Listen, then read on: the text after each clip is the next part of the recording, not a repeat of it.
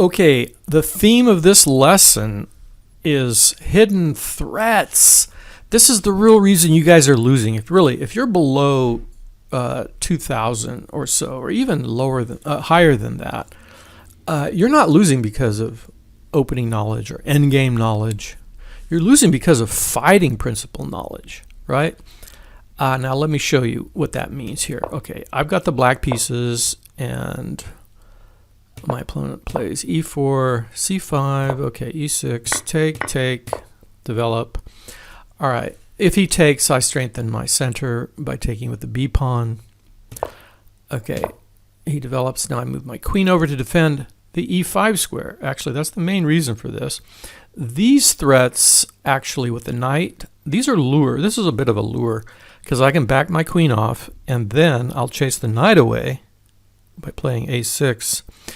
And I've gained some queenside space, right? So this is a little bit of a lure, but it's also defending the e5 square. That's the real reason, you see, that I'm going there. Okay, he defends the knight. I develop, and I'm attacking the pawn. This is the key. I have put pressure on this pawn, right? He's defending it. I'm attacking it. If I can remove the defender, if I can compromise this knight, then this pawn becomes a threat, right? All right, so he defends the pawn. He sees that. And now I'm stopping the attack on my queen for another reason, as you'll see. Now, look, he's played his queen to d2, which allows me to pin the knight, still pin the knight, right? Now it's a relative pin. Before it was an absolute pin against the king. But now this is a threat. Do you see the hidden threat in this? Because if he doesn't see it, if you don't see it, you're going to fall for it. And my opponent fell for it. Yeah. The hidden threat is to advance my pawn. And because here's the thing, there's pressure on this knight. Whenever a piece is actually attacked and compromised, and it's truly pressured, yeah, you need to relieve that pressure unless you have an equal or better counterattack.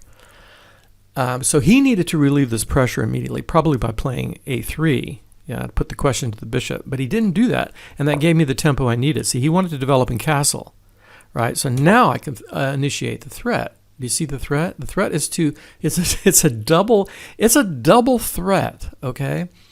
It's a threat to not only win a pawn, because if he doesn't handle this well, I can take this pawn, he takes back, I take, because this knight is still pinned, right? And the other hidden threat, I think he takes, yeah, the other hidden threat is that I'm going to just try and go for the bishop pair, because that's what you're supposed to do in the middle game. So I'm all about the middle game. I'm all about fighting principles. That's the main reason that players are losing. Professionals, on the other hand, really need to study openings, right? Because they don't want to get an opening disadvantage, because their opponents are good enough to carry that advantage through the middle game and the end game. Most of the time, yeah. That's the idea anyway. But lower-rated players, non-professionals, shouldn't waste their time on openings or studying endgames. Really. And you will see as you get better at that. What I'm saying is the truth. So, yeah, so now I go for my taking the bishop. I got the bishop pair. That's really what I really wanted to show you in this game. I did end up winning this game, I do believe, but it's irrelevant, you see, because my ideas that I've shown you so far are highly relevant and true. But I'll just show you because, yeah, so he's completely compromised now. And now I pin, so I've got the bishop pair, but now I'm pinning the knight. You see, and it's all because he didn't relieve the pressure. Those are the things that you need to be learning to improve your chess. Those are the reasons that you're losing. Those are hidden, like invisible things that are happening that you're not aware of. Yeah? Okay, so now I've got two attackers on the knight. He has one defender, and he's got a pin against the queen and the king. This is not going to go well. So he defends it again. And then now I did need to calculate, because whenever you move, you have to see how can your opponent defend that move or create a better counterattack, okay? So, so I had to think about moving. I had to increase the pressure, right? So you want to add an attacker. It's a gang attack, simple gang attack. So I thought, okay, how can I add pressure against this knight? I can bring my queen here, and that's 3 attackers. And can he defend it again? No. But does he have a counterattack? Yes, he can attack my queen, right? Is that a rock, paper, scissors? I'm one step ahead, and this is the whole point about having the tempo, having the initiative, because I did calculate that. Look, and you can calculate this, right? It's very simple calculation. You just have to count. All right, so I move my queen here. He attacks my queen and my bishop.